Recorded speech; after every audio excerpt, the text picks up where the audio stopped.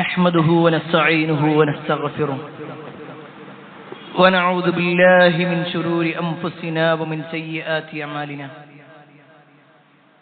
من يهده الله فلا مضل له ومن يضلل فلا هادي له وأشهد أن لا إله إلا الله وحده لا شريك له وأشهد أن محمدا عبده ورسوله أرسله بالهدى ودين الحق ليظهره على الدين كله ولو كره المشركون اللهم صل على محمد وعلى آل محمد كما صليت على إبراهيم وعلى آل إبراهيم إنك حميد مجيد اللهم بارك على محمد وعلى آل محمد كما باركت على إبراهيم وعلى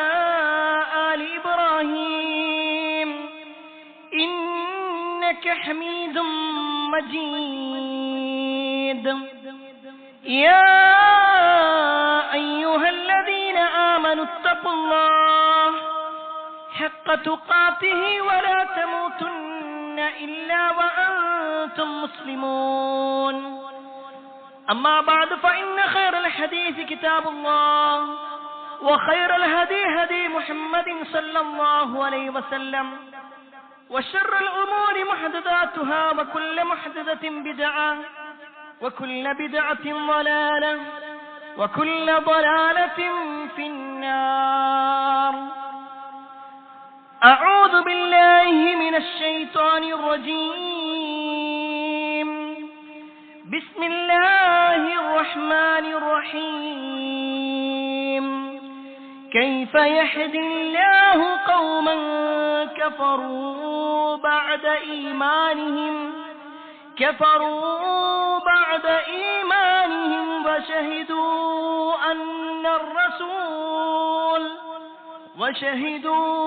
أن الرسول حق وجاءهم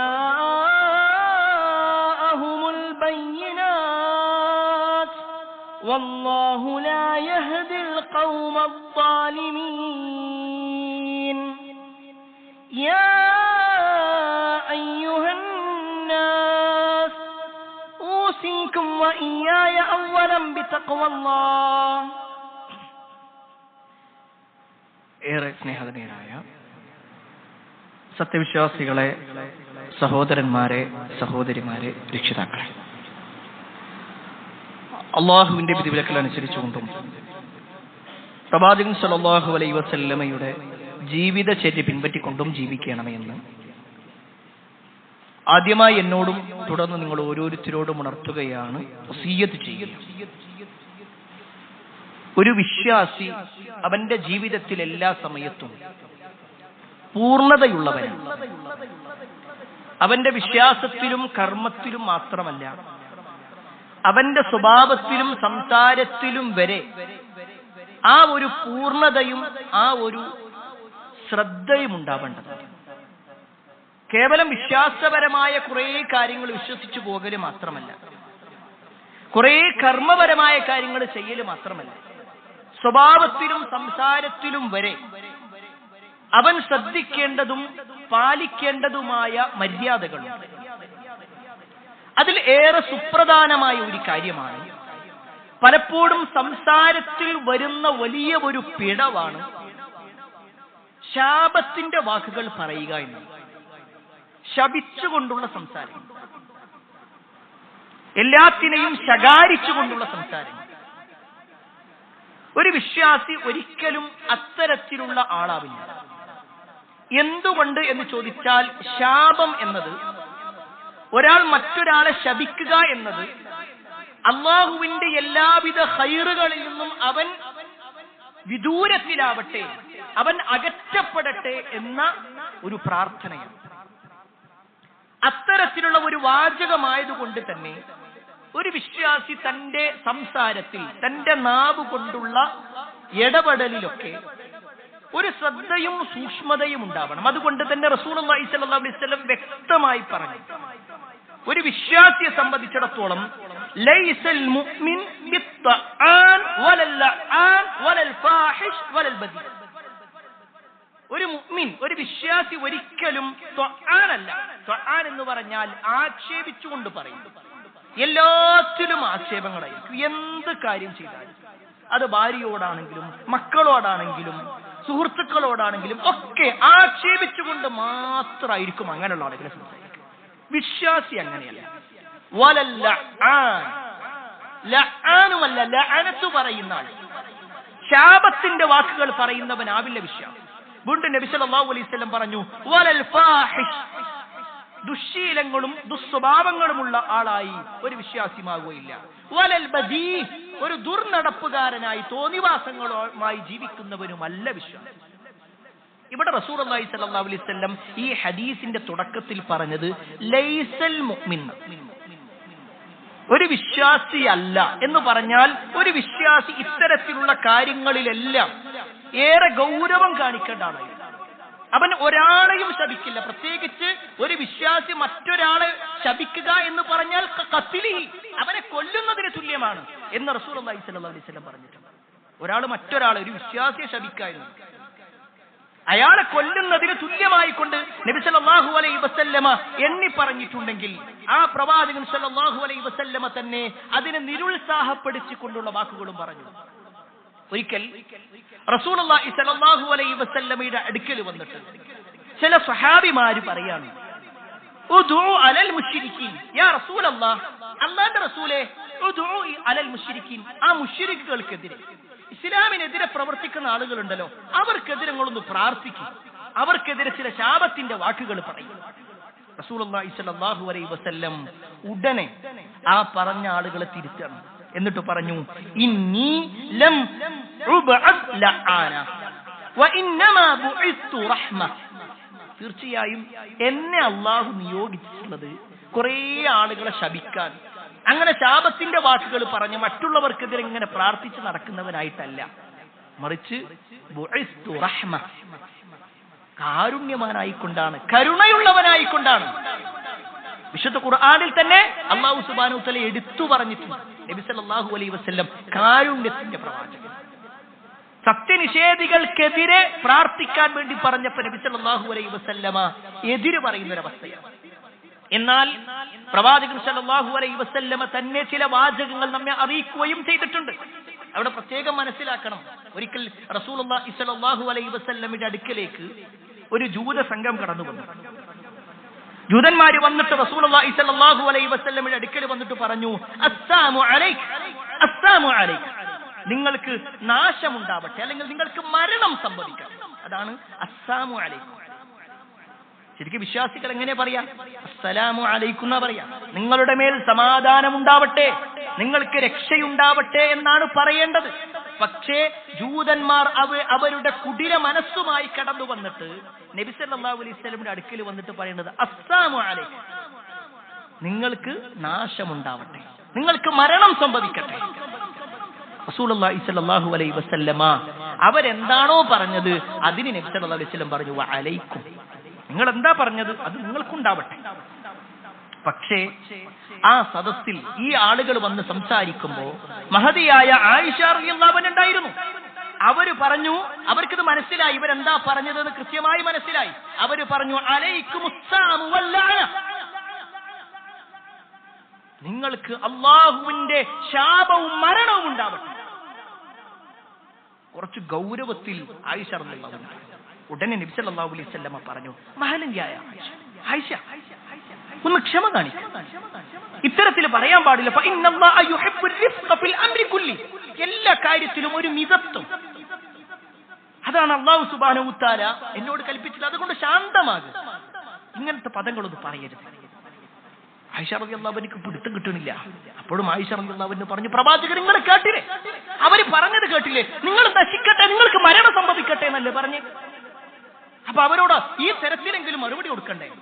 റസൂലുള്ളാഹി സ്വല്ലല്ലാഹു അലൈഹി വസല്ലം പറഞ്ഞു, അവര് പറഞ്ഞത് ഞാൻ കേട്ടിട്ടുണ്ട്, ഞാനതിന് മറുപടിയും കൊടുത്തല്ലോ. വഅലൈക്കും, എന്താണോ നിങ്ങൾ പറയുന്നത് അത് നിങ്ങൾക്കും ഉണ്ടാവട്ടെ എന്ന് ഞാൻ പറഞ്ഞിട്ടില്ലേ. അവിടെ അതിൽ ഒരു ക്ഷമയുള്ള ശാന്തതയുള്ള ആളായിട്ട് നമ്മൾ മാറണം.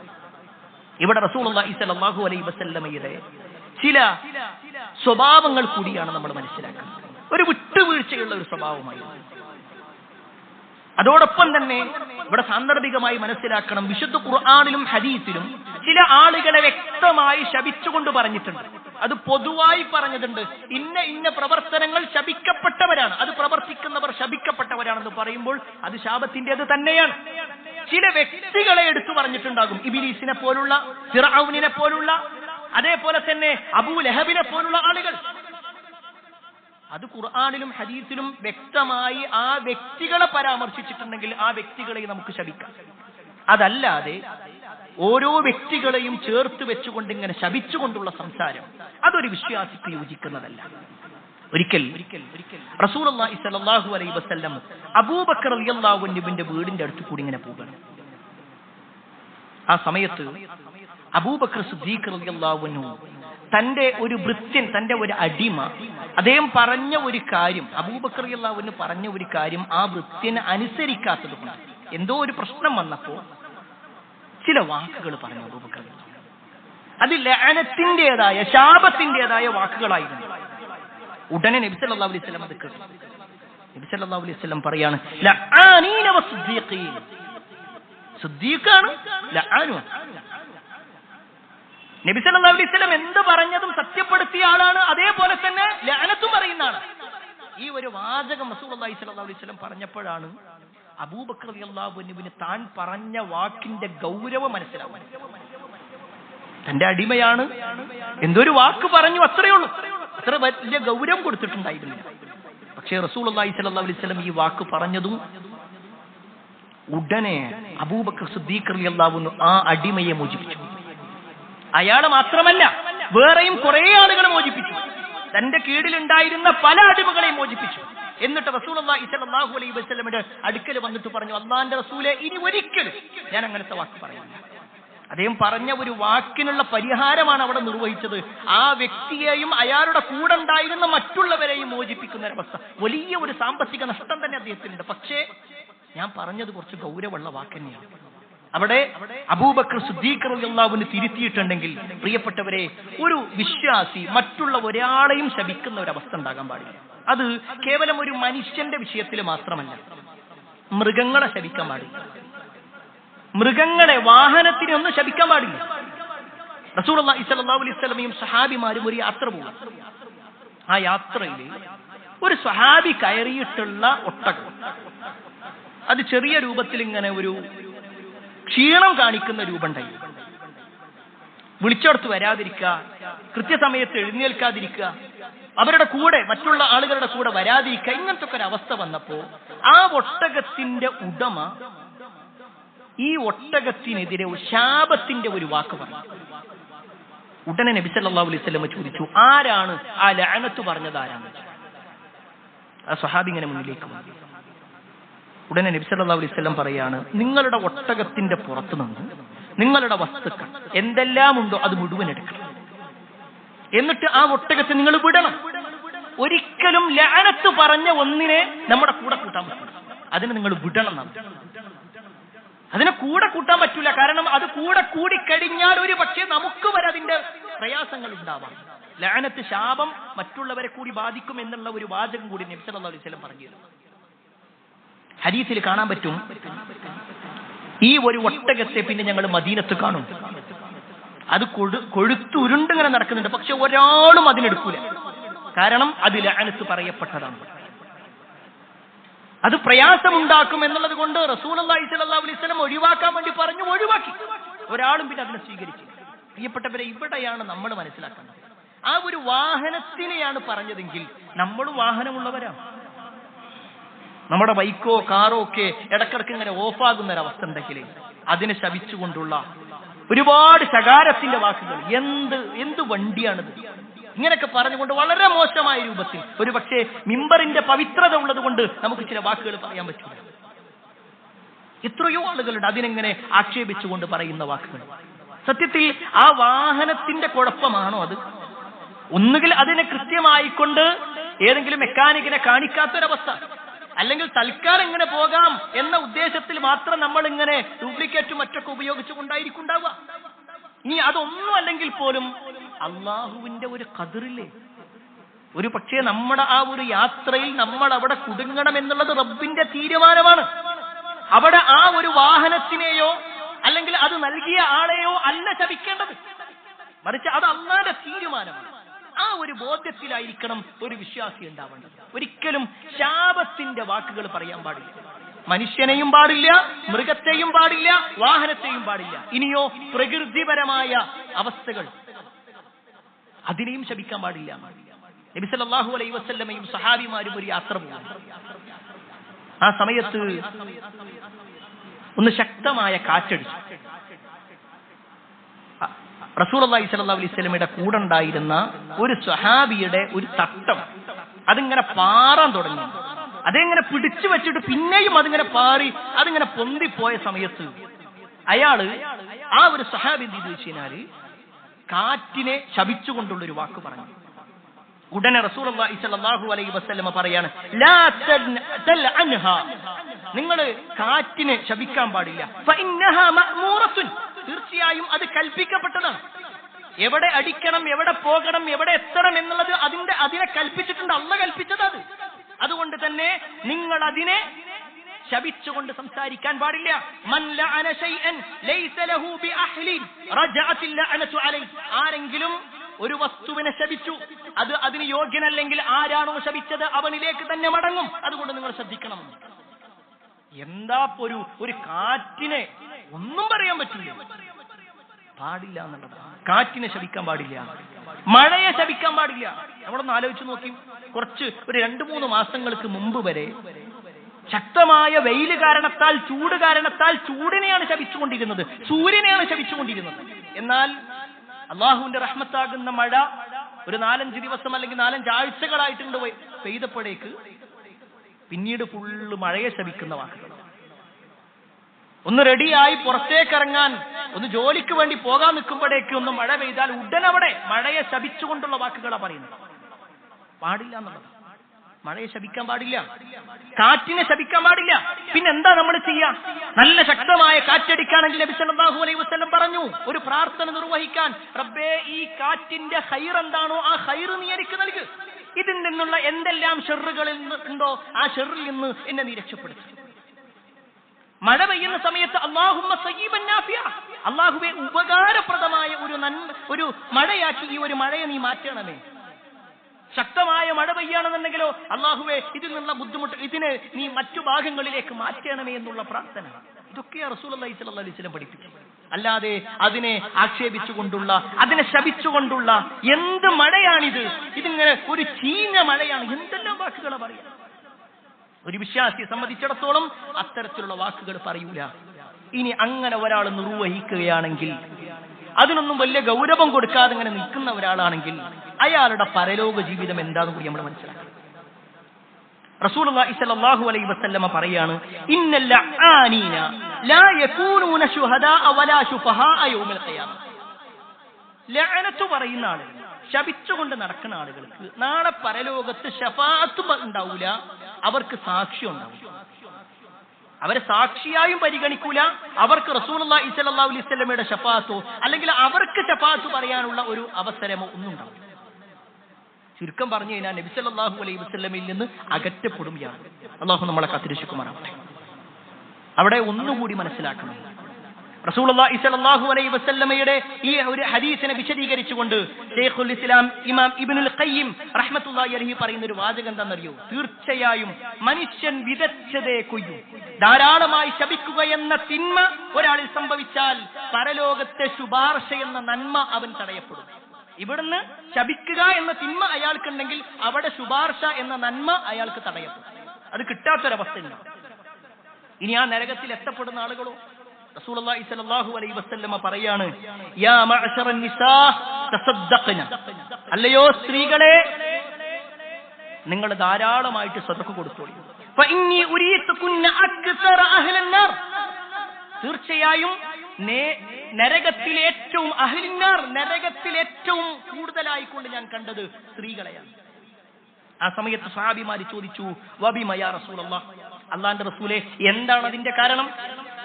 സ്ത്രീകൾ ഏറ്റവും കൂടുതൽ നരകത്തിലെത്താനുള്ള കാരണം എന്താ? റസൂലുള്ളാഹി സ്വല്ലല്ലാഹു അലൈഹി വസല്ലം 2 കാരണങ്ങളായി എണ്ണിയത്. ഒന്ന്, തുക്സിർനൽ ലഅൻ, ധാരാളമായിട്ട് ലഅനത്ത് പറയുന്നവരായിരിക്കും, ധാരാളമായിട്ട് ലഅനത്ത് പറയും. 2, വതകുഫുർനൽ അശീർ, അവരുടെ ഭർത്താവിനോട് നന്ദി കേടുള്ളവരായിരിക്കും. 2 കാര്യം പ്രിയപ്പെട്ടവരെ, നമ്മൾ ഓരോരുത്തരും മനസ്സിലാക്കേണ്ട ഒരു കാര്യം. പലപ്പോഴും സഹോദരിമാരിലാണ് കൂടുതൽ കാണുന്നത് എന്ന് നമുക്ക് മനസ്സിലാക്കും. രാവിലെ കുട്ടി എഴുന്നേൽക്കാനൊന്ന് മടി കാണിച്ചാൽ ആ കുട്ടിയെ ശപിക്കും. ആ കുട്ടി ഒന്ന് ബാത്റൂമിൽ പോയിട്ട് കുറച്ച് കൂടുതൽ സമയം അവിടെ ഇരുന്നാൽ അപ്പ ശപിക്കും. കുട്ടിക്ക് വസ്ത്രം മാറ്റി വീണ്ടും ഭക്ഷണം കൊടുക്കുന്ന സമയത്ത് അല്ലെങ്കിൽ ഭക്ഷണം വസ്ത്രത്തിലായി കഴിഞ്ഞാൽ ഉടനെ ശപിക്കും. ഭക്ഷണം കുട്ടി കഴിച്ചുകൊണ്ടിരിക്കെ നിലത്ത് വീണാൽ ഉടനെ ശപിക്കും. എന്തെല്ലാം ശാപത്തിന്റെ വാക്കുകൾ, എന്തിനും ശപിക്കും. രാവിലെ കുട്ടി എഴുന്നേൽക്കുന്ന സമയത്ത് തന്നെ മഴ പെയ്താൽ അപ്പോഴും ശാപം. കുട്ടിക്ക് പോകേണ്ട ഓട്ടോറിക്ഷ നേരം വൈകിയാൽ ഉടനെ ശാപം. ഭക്ഷണം ഉണ്ടാക്കുന്ന സമയത്ത് എന്തെങ്കിലും ഒരു പ്രശ്നം ഉണ്ടായാൽ ഉടനെ ശപിക്കും. എന്തെല്ലാം വാക്കുകളാണ് പറഞ്ഞുകൊണ്ടിരിക്കുന്നത്.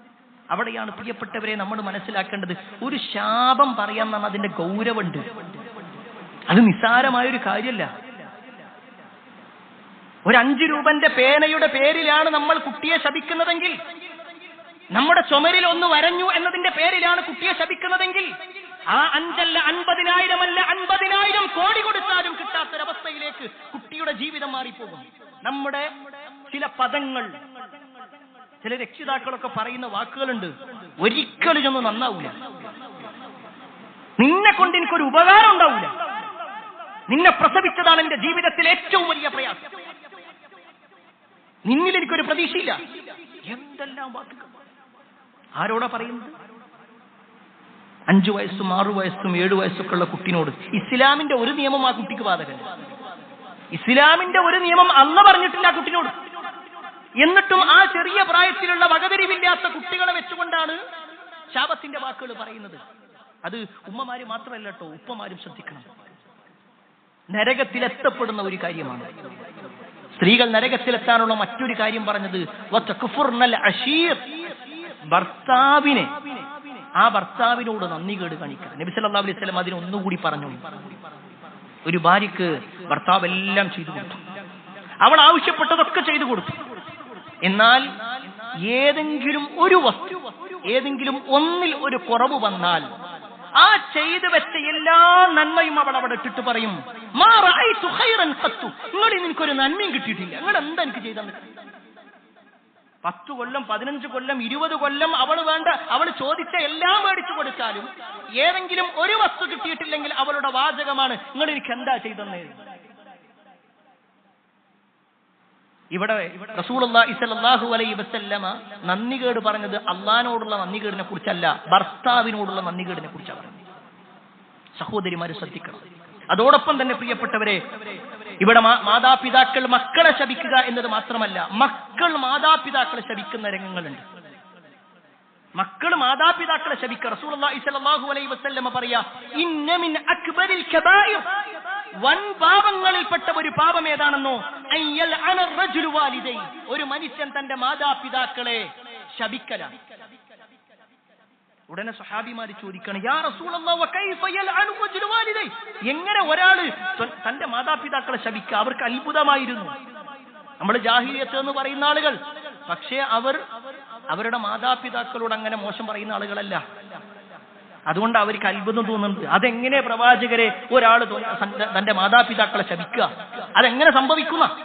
അപ്പൊ റസൂലുള്ളാഹി സ്വല്ലല്ലാഹു അലൈഹി വസല്ലം പറയാണ്, യസുബ്ബു റജുലു അബർ റജുൽ വയസുബ്ബു അബാഹു വയസുബ്ബു ഉമ്മഹു, ഒരാൾ മറ്റൊരാളുടെ വാപ്പാനെ ശപിക്കും അല്ലെങ്കിൽ ചീത്ത പറയും, അപ്പൊ അവൻ ഇങ്ങോട്ടും ചീത്ത പറയും. അങ്ങനെ സ്വന്തം വാപ്പയെ അവൻ ചീത്ത പറയിപ്പിക്കുന്ന ഒരവസ്ഥയിലേക്ക്. വേറൊരാളെ പറയുന്നതിനെ കുറിച്ച് അവിടെ നബി സല്ലല്ലാഹു അലൈഹി വസല്ലം പറയുന്നത്. എന്നാ പ്രിയപ്പെട്ടവരെ, ഇന്നത്തെ ഒരു അവസ്ഥയോ, വേറൊരാളുടെ വാപ്പയല്ല, വേറൊരാളുടെ ഉമ്മയല്ല, സ്വന്തം വാപ്പനെയും ഉമ്മയെയും അതികഠിനമായി മർദ്ദിക്കുന്ന എത്ര വാർത്തകൾ നമ്മൾ കണ്ടു, സോഷ്യൽ മീഡിയയിൽ നമ്മൾ കാണുന്നുണ്ട്. ഇതൊക്കെ പറയുമ്പോ അത് ഏതോ ഒരു നാട്ടിലുള്ള ആൾ, ഏതോ ഒരു ചെറുപ്പക്കാരൻ അവൻ ലഹരിയുമായി ബന്ധപ്പെട്ടുകൊണ്ട്, ഇതൊക്കെയല്ലേ നമുക്ക് പറയാനുള്ളത്. എന്നാ പ്രിയപ്പെട്ടവരെ, സാന്ദർഭികമായി ഒരു ചോദ്യം ചോദിക്കട്ടെ.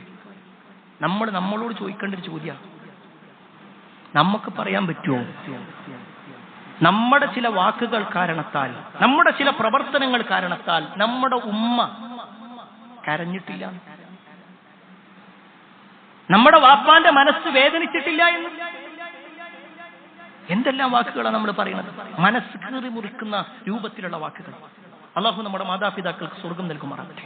പ്രിയപ്പെട്ടവരെ, മാതാപിതാക്കളെ ഉപദ്രവിക്കുക എന്നുള്ളത്, അല്ലെങ്കിൽ അവരെ ശപിക്കുക എന്നുള്ളത് കബായിറുകളിൽപ്പെട്ട വൻ പാപങ്ങളിൽപ്പെട്ട കാര്യമായിട്ടാണ് റസൂലുള്ളാഹി സ്വല്ലല്ലാഹു അലൈഹി വസല്ലം എണ്ണിയിട്ടുള്ളത്. ഇനി അവിടെ ഒന്നുകൂടി മനസ്സിലാക്കിക്കോ, ഒരാൾ ഈ ശാപത്തിന്റെ കാര്യങ്ങളൊക്കെ മനസ്സിലാക്കും. ഏറ്റവും പ്രധാനപ്പെട്ട ഒരു കാര്യം, ഒരാൾ ശപിച്ച എന്താ പ്രശ്നം? എന്താ ഒരാളെന്ന് ചീത്ത പറയുമ്പോഴേക്ക് എന്താ പ്രശ്നം?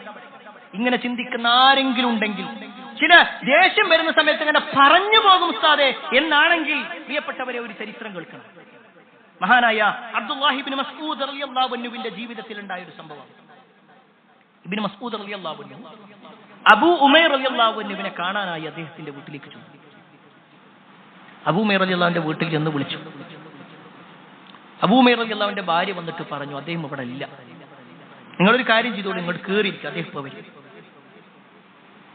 അങ്ങനെ ഇബ്നു മസ്ഊദ് റളിയല്ലാഹു അൻഹു ഈ അബൂ ഉമൈർ റളിയല്ലാഹു അൻഹുവിന്റെ വീട്ടിൽ കയറി.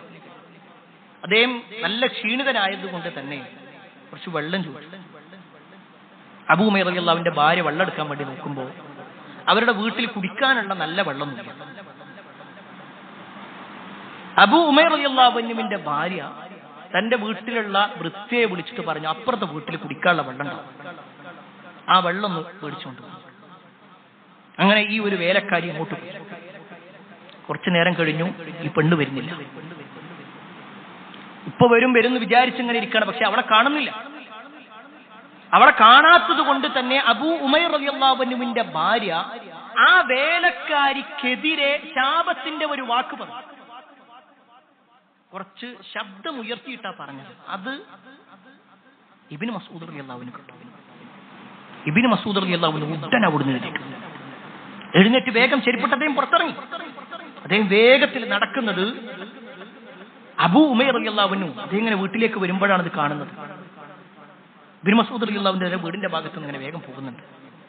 അബൂ ഉമൈർ റളിയല്ലാഹു അൻഹു വേഗം ഇബ്നു മസ്ഊദ് റളിയല്ലാഹു അൻഹുവിന്റെ അടുക്കൽ ചെന്നിട്ട് പറഞ്ഞു, ഇബ്നു മസ്ഊദ്, നിങ്ങൾ എന്താ എന്റെ വീട്ടിലേക്ക് വന്നിട്ട് എന്നെ കാണാതെ നിങ്ങൾ പോകുന്നത് എന്താ? നിങ്ങൾക്ക് ഞാനില്ലെങ്കിൽ വീട്ടിൽ കയറിയിട്ട് ഒന്ന് വെള്ളം കുടിച്ചവിടെ ഇരുന്നൂടായിരുന്നോ? ഞാനിപ്പോ വരൂലേ? ഇബ്നു മസ്ഊദ് റളിയല്ലാഹു അൻഹു പറഞ്ഞു, ഞാൻ നിങ്ങളുടെ വീടിന്റെ ഭാഗത്ത് ചെന്നു, നിങ്ങളുടെ വീട്ടിലേക്ക് കയറി ഞാൻ വെള്ളം ആവശ്യപ്പെടുകയും ചെയ്തു. അതിനുശേഷമുണ്ടായ സംഭവം കാരണത്താലാണ് ഞാൻ വേഗം ഇറങ്ങിയത്. അബൂ ഉമൈർ റളിയല്ലാഹു അൻഹു ചോദിച്ചു, എന്തു പറ്റി? അദ്ദേഹം പറയാണ്, ഞാൻ വെള്ളം ചോദിച്ചപ്പോൾ നിങ്ങളുടെ വീട്ടിൽ വെള്ളം ഉണ്ടായിരുന്നില്ല. അപ്പൊ നിങ്ങളുടെ ഭാര്യ നിങ്ങളുടെ വീട്ടിലുള്ള വൃത്തിയെ അടുത്ത വീട്ടിലേക്ക് പറഞ്ഞയച്ചു. എന്തോ ചില കാരണത്താൽ അവൾ വരാൻ നേരം വൈകിയ കാരണത്താൽ, അവളുടേതല്ലാത്ത കാരണത്താൽ നിങ്ങളുടെ ഭാര്യ ആ വൃത്തിക്കെതിരെ ശാപത്തിന്റെ ഒരു വാക്ക്. അത് കേട്ടതും ഞാൻ അവിടുന്ന് ഇറങ്ങി. എന്നിട്ട് ഇബ്നു മസ്ഊദ് റളിയല്ലാഹു അൻഹു പറയാണ്, ഞാൻ നബി സല്ലല്ലാഹു അലൈഹി വസല്ലം പറയുന്ന ഒരു വാചകം കേട്ടിട്ടുണ്ട്. ഒരു മനുഷ്യൻ, ഇന്നൽ അബ്ദ ഇദാ ലഅന ശൈഅൻ, ഒരാള് മറ്റൊരാളെ ശപിച്ചുകൊണ്ടൊരു വാക്ക് പറഞ്ഞാൽ ആ ശാപം സഇദത്തിൽ ലഅനതു ഇല സമാ, ആ ശാപം ആകാശത്തിലേക്ക് പോകും. ഫതുഗ്ലഖു അബ്വാബു സമാ, ആകാശത്തിന്റെ വാതിലുകളെല്ലാം അടക്കപ്പെടും. ആ ശാപം ആകാശത്തേക്ക് ഉയരൂല. എന്നിട്ടോ സുമ്മ തഹ്ബിതു ഇലൽ അർദ്, ആ ഒരു ശാപം ഭൂമിയിലേക്ക് വരും. ഫതുഗ്ലഖു അബ്വാബുഹാ ദൂനഹാ, ഈ ഒരു ശാപത്തെ കൂട്ടാതെ ഭൂമിയുടെ കവാടങ്ങളും അടക്കപ്പെടും. സുമ്മ തഅഖുദു യമീനൻ വശിമാല, എന്നിട്ട് ഈ ശാപം വലത്തോട്ടും ഇടതുഭാഗത്തേക്കും നോക്കും. പക്ഷേ ഫഇദാ ലം തജിദ് മസാഗൻ, അതിനൊരു വഴിയും ഒരു മാർഗവും എങ്ങോട്ടും പോകാനുള്ള ഒരു മാർഗവും കണ്ടിട്ടില്ലെങ്കിൽ റജഅത് ഇലല്ലദീ ലുഅന, ആ ശപിക്കപ്പെട്ടവനിലേക്ക് ഇത് മടങ്ങും. ഫഇൻ കാന ലീ ദാലിക അഹ്ലൻ, ആ ശപിക്കപ്പെട്ടവൻ അതിന് യോഗ്യനല്ലെങ്കിൽ, ആർക്കെതിരാണോ ശാപം പറഞ്ഞത് അയാൾ അതിന് യോഗ്യനല്ല എങ്കിൽ, അയാൾ അതിന് പറ്റാത്ത ഒരാളാണെങ്കിൽ, ഫഅഖ്ബിൽഹു അലൈഹി, അവനെ അതിലേക്ക് കൊണ്ടുപോകൂ. ഫഇൻ കാന ലീ ദാലിക അഹ്ലൻ, ആ ശപിക്കപ്പെട്ടവൻ അതിന് യോഗ്യനല്ലെങ്കിൽ, ആർക്കെതിരാണോ ശാപം പറഞ്ഞത് അയാൾ അതിന് യോഗ്യനല്ല എങ്കിൽ, വഇല്ലാ റജഅത് ഇലാ ഖായിലഹ. ആരാണോ പറഞ്ഞത്, ആരുടെ വായിൽ നിന്നാണോ വന്നത്, ആരുടെ കൽവിൽ നിന്നാണോ വന്നത്, അതിലേക്ക് തന്നെ തിരിച്ചു മടങ്ങും. അവിടെ എനിക്കുള്ള പേടി, നിങ്ങളുടെ ഭാര്യ അത് പറഞ്ഞിട്ടുണ്ടെങ്കിൽ ഒരു പക്ഷേ അതിന് കാരണക്കാരനായി ഞാൻ മാറുമോ എന്നുള്ള പേടിയാണ്. സുബ്ഹാനല്ലാഹ്. അവിടെയാണ് പ്രിയപ്പെട്ടവരെ പരിശോധിക്കേണ്ടത്. ഒരു ചെറിയൊരു വാക്കല്ലേ, അത് നമ്മുടെ കീഴിലുള്ള ആളല്ലേ, എന്റെ ജോലിക്കാരനല്ലേ, പിന്നെന്താ എനിക്ക് പറഞ്ഞാൽ? ആ ജോലിക്കാരന്റെ വിഷയത്തിൽ പറഞ്ഞതിലാ ഈ സ്വഹാബത്ത് ഇത്രയും പേടിച്ചത്. അതാ നേരത്തെ അബൂബക്കർ റളിയല്ലാഹു അൻഹുവിന്റെ ചരിത്രം പറഞ്ഞത്. പ്രിയപ്പെട്ടവരെ നല്ല ശ്രദ്ധിക്കണം, നമ്മുടെ പരലോകം നഷ്ടപ്പെടും. എല്ലാം അറിഞ്ഞിട്ടും അതിന് ഗൗരവം കൊടുക്കാതിരിക്കുക എന്ന് പറഞ്ഞാൽ അതും അള്ളാഹുവിന്റെ ശാപത്തിന് കാരണമാണ്. നീ ശാപം കിട്ടുക എന്ന് പറയുമ്പോൾ അള്ളാന്റെ ശാപമുണ്ട്. അള്ളാഹു വിശുദ്ധ ഖുർആനിലൂടെ പറയുന്നുണ്ട്, കൈഫ യഹ്ദില്ല ഖൗമൻ കഫറൂ ബഅദ ഈമാനിഹിം വശഹിദൂ അന്ന റസൂല ഹഖ്ഖുൻ വജാഅഹുമുൽ ബയ്യിനാത്ത്. അല്ലാഹു സുബ്ഹാനഹു വതആല പറയാണ്, വിശുദ്ധ ഖുർആനിലൂടെ അല്ലാഹു സുബ്ഹാനഹു വതആല പറയാണ്, വിശ്വാസത്തിന് ശേഷം അവിശ്വാസം സ്വീകരിച്ച ജനതയെ അല്ലാഹു എങ്ങനെ നേർവഴിയിലാക്കും. എന്നിട്ട് അല്ലാഹു പറയാണ്, വശഹിദൂ അന്ന റസൂല ഹഖ്ഖുൻ. അവർക്കറിയാം, അവർ സാക്ഷിയാണ്, റസൂലുള്ളാഹി സ്വല്ലല്ലാഹു അലൈഹി വസല്ലം സത്യപ്രവാചകനാണെന്ന് അവർക്കറിയാം. വജാഅഹുമുൽ ബയ്യിനാത്ത്. വ്യക്തമായ ദൃഷ്ടാന്തങ്ങൾ വന്നു എന്നുള്ളതും അവർക്കറിയാം. എന്നിട്ടും അതൊന്നും സ്വീകരിക്കാത്ത ആളുകൾ, വല്ലാഹു ലാ യഹ്ദിൽ ഖൗമൽ ളാലിമീൻ. തീർച്ചയായും അക്രമകാരികളായ ആളുകൾക്ക് അല്ലാഹു ഹിദായത്ത് കൊടുക്കില്ല. പ്രിയപ്പെട്ടവർ, ഈ ഒരു വാചകം അല്ലാഹുവിന്റെ ശാപം കിട്ടുന്നതിനെ കുറിച്ചാണ് പറയുന്നത്. സത്യം മനസ്സിലായിട്ട്, ദീന് മനസ്സിലായിട്ട്, അതൊക്കെ ബോധ്യപ്പെട്ടിട്ട് പിന്നെയും അതിന് ശ്രദ്ധ കൊടുക്കാത്ത ആളുകളെ കുറിച്ചാണ് പറയുന്നത്. അവർക്ക് അള്ളാഹുവിന്റെ ലഅനത്തുണ്ട്. ഇതിന്റെ തൊട്ടടുത്തുള്ള ആയത്തിൽ പറയാം, മലക്കുകളുടെ ലഅനത്തുണ്ട്. അള്ളാഹു മലക്കുകളും ജനങ്ങളും ഒക്കെ അവരെ ശപിച്ചുകൊണ്ടിരിക്കും. അതുകൊണ്ട് പ്രിയപ്പെട്ടവരെ, നമ്മെ സംബന്ധിച്ചിടത്തോളം നമ്മുടെ വാക്ക്, നമ്മുടെ സംസാരം, നമ്മുടെ ഇടപെടൽ അത് കൃത്യമാവണം. ഒരിക്കലും ശാപത്തിന്റെ വാക്ക് അത് നമ്മുടെ മക്കളോടാണെങ്കിലും, ഭാര്യയോടാണെങ്കിലും, ഭർത്താവിനോടാണെങ്കിലും, മാതാപിതാക്കളോടാണെങ്കിലും, വാഹനത്തിനെയാണെങ്കിലും, പ്രകൃതിയാണെങ്കിലും ഒന്നും പാടില്ല എന്ന ചില നിർദ്ദേശങ്ങളാണ് റസൂലുള്ളാഹി സ്വല്ലല്ലാഹു അലൈഹി വസല്ലം നേരത്തെ സൂചിപ്പിച്ച വചനങ്ങളിലൂടെ നമ്മെ പഠിപ്പിക്കുന്നത്. അതുകൊണ്ട് എല്ലാ അർത്ഥത്തിലും ദീൻ ഉൾക്കൊണ്ട് ജീവിക്കുന്ന ആളുകളിൽ അല്ലാഹു സുബ്ഹാനഹു വ തആല നമ്മെ ഏവരെയും ഉൾപ്പെടുത്തുമാറാവട്ടെ.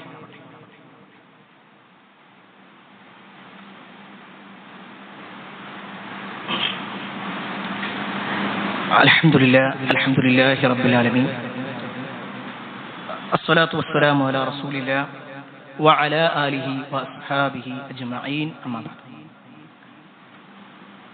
പ്രിയപ്പെട്ട സഹോദരങ്ങളെ, സത്യവിശ്വാസികളെ, അള്ളാഹുവിന്റെ വിധിവിലക്കുകൾ അനുസരിച്ചുകൊണ്ടും പ്രവാചകൻ സല്ലല്ലാഹു അലൈഹി വസല്ലമയുടെ ജീവിതചര്യ പിൻപറ്റിക്കൊണ്ടും ജീവിക്കണമേ എന്ന് ഒരിക്കൽ കൂടി എന്നോടെന്ന പോലെ നിങ്ങൾ ഓരോരുത്തരോടും ഉണർത്തുകയാണ്, വസിയ്യത്ത് ചെയ്യുകയാണ്.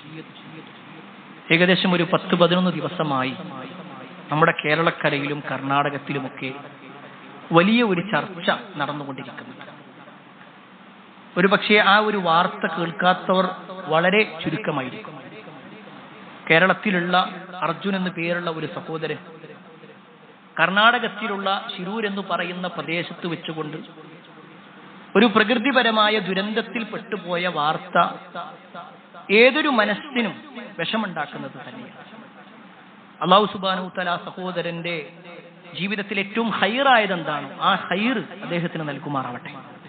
അദ്ദേഹത്തിന്റെ കുടുംബത്തിനുണ്ടായ നഷ്ടങ്ങൾ അതിൽ സമാധാനിക്കാനുള്ള ഒരു മനസ്സ് അല്ലാഹു അവർക്ക് നൽകുമാറാവട്ടെ. പ്രിയപ്പെട്ടവരെ, ഈ വാർത്തകളൊക്കെ നമ്മൾ വായിക്കുമ്പോൾ പല ചിന്തകളും നമ്മുടെ മനസ്സിലേക്ക് കയറി വരും. ഒരുപാട് ചർച്ചകൾ, ഒരു പക്ഷേ ഈ ഒരു വിഷയം മാത്രം ശ്രദ്ധിച്ചുകൊണ്ട് ദിവസങ്ങളോളം തങ്ങളുടെ ചാനൽ ചർച്ചകൾ നടത്തുന്ന ആളുകളുണ്ട്. വെറും ചർച്ചകൾ മാത്രമായി പോകുന്ന ആളുകളുണ്ട്. എന്നാൽ ഒരു വിശ്വാസിയെ സംബന്ധിച്ചിടത്തോളം ഏതൊരു കാര്യം നടക്കുമ്പോഴും അവൻ അവന്റെ ജീവിതവും അവന്റെ പരലോക ജീവിതം കൂടി ഒന്ന് ശ്രദ്ധിക്കണം. ഈ ഒരൊറ്റ സംഭവത്തിൽ മാത്രം നമ്മൾ ശ്രദ്ധിക്കേണ്ട ചില കാര്യങ്ങൾ. അതിൽ ഒന്നാമത്തെ വിഷയം എന്താണെന്ന് വെച്ച് കഴിഞ്ഞാൽ, മനുഷ്യൻ എത്രത്തോളം ദുർബലനാണ് എന്ന ബോധ്യപ്പെടൽ നമുക്കുണ്ടാകും. മനുഷ്യന്റെ ദുർബലത ബോധ്യപ്പെടുകയാണ്. ഒരിക്കലും ഒരു വ്യക്തിയെ അല്ല ഞാൻ പറയുന്നത്, മറിച്ച് മനുഷ്യൻ എന്തെല്ലാം കഴിവുണ്ട് എന്ന് അവിടെ പറഞ്ഞു. എവിടേക്കെല്ലാം ആളുകൾ പറഞ്ഞയച്ചു എന്നാ പറഞ്ഞത്, എന്തെല്ലാം ഉപകരണങ്ങൾ കണ്ടുപിടിച്ചു എന്നാ പറഞ്ഞത്, ശാസ്ത്രം എത്രത്തോളം വിജയിച്ചു. ഇനി ഒരിക്കലും ഒരു മതത്തിന്റെ ആവശ്യമില്ല. ശാസ്ത്രം കണ്ടുപിടിക്കുന്നത് എന്താണോ അത് മതി, അതിനപ്പുറത്തേക്ക് ഒന്നുമില്ല, ശാസ്ത്രമാണ് വലുത്, മതത്തിന് യാതൊരു സ്ഥാനവുമില്ല എന്ന് പറയുന്ന വളരെ ദുർബലരമായ, വളരെ കുറഞ്ഞ ചില ആളുകൾ നമുക്ക് കാണാൻ പറ്റും. സത്യത്തിൽ മതം ഒരിക്കലും ശാസ്ത്രത്തിന് എതിരല്ല. പ്രത്യേകിച്ച് ഇസ്ലാം എന്നുള്ളത് ശാസ്ത്രത്തിന് വിരുദ്ധമായ ഒരു ആദർശമൊന്നുമല്ല. മതത്തിന് അനുകൂലമായ രൂപത്തിൽ ശാസ്ത്രം കണ്ടെത്തിയിട്ടുണ്ടെങ്കിൽ തീർച്ചയായും ആ ശാസ്ത്രത്തെ അംഗീകരിക്കും. അതല്ല മതവിരുദ്ധമായ കാര്യങ്ങൾ ശാസ്ത്രം പറയുകയാണോ, തീർച്ചയായും കാലിനൊപ്പിച്ചുകൊണ്ട് ചെരുപ്പേ മുറിക്കൂ, ചെരുപ്പിനൊപ്പിച്ചുകൊണ്ട് കാല് മുറിക്കൂല. ശാസ്ത്രത്തിനനുസരിച്ചുകൊണ്ട് ഇസ്ലാമിന്റെ പ്രമാണങ്ങൾ മാറ്റൂല. ഇസ്ലാമിന്റെ പ്രമാണങ്ങൾക്കനുസരിച്ചുകൊണ്ട് ശാസ്ത്രത്തിന് കണ്ടുപിടുത്തങ്ങൾ ഉണ്ടാവാം. ഇന്ന് കണ്ടുപിടിച്ചത് ഒരു പക്ഷേ കുറച്ചു കാലം കഴിഞ്ഞാൽ പറയും, ഇതൊന്നുമല്ല, നമ്മൾ സ്കൂളുകളിൽ പഠിച്ച പല കാര്യങ്ങളും, പല ഗ്രഹങ്ങളെ കുറിച്ചും ഇപ്പൊ അങ്ങനെ ഒരു ഗ്രഹത്തെ തീരുമാനിച്ചിട്ടില്ല. എത്രയോ കാര്യങ്ങൾ തിരുത്തിയിട്ടുണ്ട്.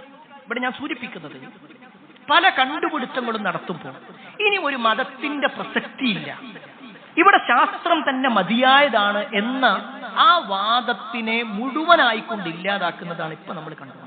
എന്തെല്ലാം ഉപകരണങ്ങൾ ഉണ്ടായിട്ടുണ്ട്, ദിവസങ്ങളോളം കഴിഞ്ഞിട്ട് ആ ലോറി എവിടെയാണെന്നോ അല്ലെങ്കിൽ ആ മനുഷ്യൻ എവിടെയാണെന്നോ ഈ കഴിഞ്ഞ ദിവസത്തിൽ മാത്രമാണ് ഒരു പക്ഷേ അതറിയാൻ കഴിഞ്ഞത്. ദിവസങ്ങളോളം അതുപോലും അറിയാത്തൊരവസ്ഥ. ഞാൻ ഒരിക്കലും ഏതെങ്കിലും ഉപകരണത്തെയോ ഏതെങ്കിലും വിഭാഗത്തെയോ ഏതെങ്കിലും സർക്കാരുകളെയോ ആക്ഷേപിച്ചുകൊണ്ട് പറയല്ല, മറിച്ച് മനുഷ്യൻ അങ്ങനെയാണ്, മനുഷ്യന് ദുർബലത ഉണ്ട്, മനുഷ്യന് കുറവാണ്.